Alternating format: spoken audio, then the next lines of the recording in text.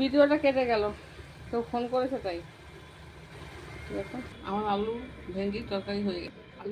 আলু ভেন্ডি আম সব দিয়ে তরকারি বানিয়েছি। দেখুন কিরকম হয়েছে, ভালো লাগলে লাইক শেয়ার করবেন। ডালটা হয়ে এসছে, দেখুন কত সুন্দর ডাল হয়েছে, কত ঝটপট।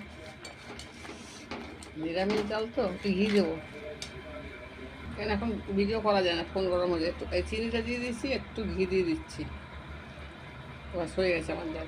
পুরো তিতের ডালের গন্ধ এসে, এবার নামিয়ে দেবো। দেখুন দেখতে কিরকম হয়েছে, পুরো তিতো ডালের গন্ধ এসে গেছে। তিতো তো নেই ঘরে, কী করবো। দেখুন ডালটা হয়ে গেছে, ভিডিওটা কেটে গেছে, দুটো পাটি হয়ে গেল। দেখুন এই ডাল আর এই আলু ভেন্ডির তরকারি, একটু লঙ্কার গুঁড়ো আর কিচ্ছু না, কালো জিরা ফোড়ন, আলু সেদ্ধ আলু, দুটি মানে 4-5 পিস আম দিয়ে দিয়েছি, টকটক ঝাল ঝাল নুন নুন হয়েছে। ভালো লাগলে লাগছে।